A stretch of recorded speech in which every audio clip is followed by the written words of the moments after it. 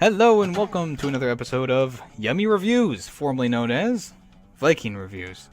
Same concept, different name. Hey, big shout out to Canes at the real Canes on Twitter. Great dude, great videos, great content. I really enjoy his channel. He's a great person. You should go check him out. I'm not going to tell you to subscribe because that's up to you. But I am telling you, give him a chance. You might like what you see. Very cool. Alright, let's go into this review for Mario Odyssey.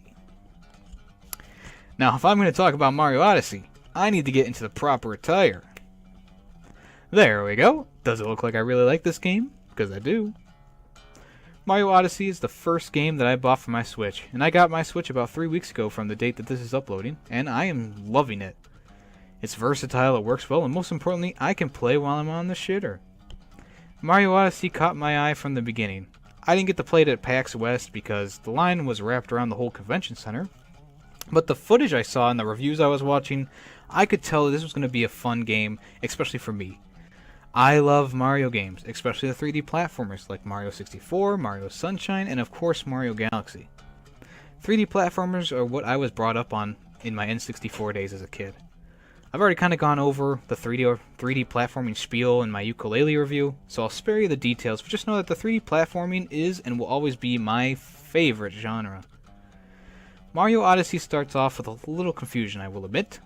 You're thrust into a conflict between Mario and Bowser, and before you know it, Mario is being thrown off the side of a flying pirate ship and his hat is being shredded to pieces. Bowser's whole thing during this game is that he wants to marry Peach. I'm not sure how that honeymoon would work out, but I'm sure that the Rule 34 community will get right on it. You land in the Hat Kingdom and are introduced to your new sidekick, who can turn into a Mario Cap. Wonderful. From there, you power up your ship, the Odyssey. Roll credits. With the moons you collect, which are the new stars in the game, and you try and catch Bowser. I guess you don't really need explanation, but there are a good amount of plot holes to fill with your own imagination, like, how did Mario get there? How did Bowser capture Peach? How did Bowser capture that tiara? Who are the rabbits? And why does Mario have a boxer costume? All questions that really don't need answers, but I would like to have some sort of backstory, maybe written or something. Ah well, the game from then on stands out, and the story draws you in along with the lush landscapes, pristine platforming, and the wonderful music. The controls in the game are fantastic, except for those pesky motion controls. Everything that has to do with a physical button performs wonderfully, but it's when you have to use the move controls that things start to get a little shaky. I'm not a big fan of motion controls, even though the Wii was a big staple of my tween life. The Switch has these two dongles for motion controls, and they just don't seem to pick up the subtle movements that I need it to in Mario Odyssey. Countless times I'll move the entire gamepad to the left, and Mario will just sit there and not move, which will cause me to get injured. Or he will throw the hat upwards instead of in a circle, like I meant to. I mean, it could have been worse. Have you ever played Star Fox Zero? Awful. In Mario Odyssey, a lot of your moves can be performed by your hat, including possession, which is the main draw of the game. Enemies can be taken over by Mario, and you can use them for different tasks, whether you control a Bullet Bill, destroy a cage, or take over a T-Rex to stomp on some enemies. And Mario Odyssey rewards the players for thinking outside the box, with the platforming, the moves, and everything. Getting to new locations will earn you moons, coins, and currency, which can all be found in hard-to-reach places and sometimes secret areas. A great part of the game is going into the 2D 8-bit Mario sections, which you go through the green pipes. They're great throwbacks to the old school Mario, and they play wonderfully. The worlds you visit in this game are great, with even the worst one being just subpar, maybe a bogey if you will. The Lake Kingdom was the only kingdom I didn't like, and maybe it's just because it's an underwater kingdom, I don't know. It's still kind of fun to explore, but the moons you collect are a little tedious. I really enjoyed the starting area with the dinosaur, the Forest Kingdom, the Desert Kingdom, and of course the Metro Kingdom, or as they call it, New Donk City. There are multiple boss fights in the kingdoms, and I must say that they are fantastic. The main rabbit bosses are done well, but also the mini bosses in each kingdom are fun as well.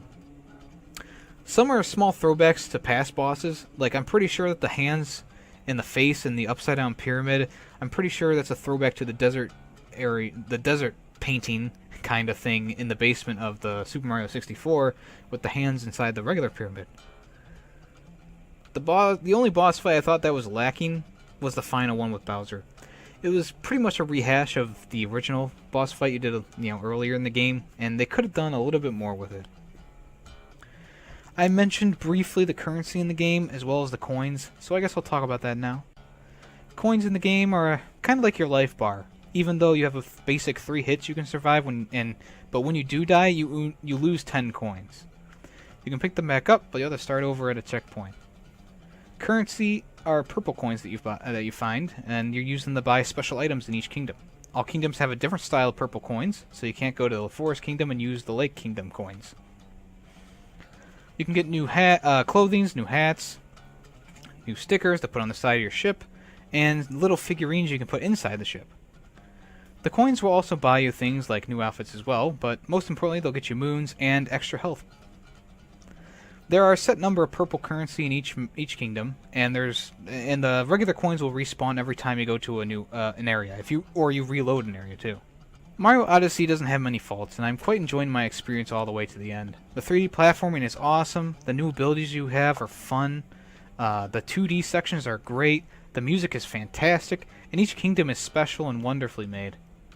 Each world feels alive, whether it's dancing skeletons or goofy caterpillars. This game keeps you invested the entire time you're playing, and you won't want to put the controller down. The bosses are great, and the collectibles are fun to find. The only gripes I have are the motion controls, the final fight with Bowser, and hey, throw me a little extra story in there at the beginning. That's really all I need. I'm going to give Mario Odyssey a 4.7 out of 5. Man, I really like that Mario Odysseus.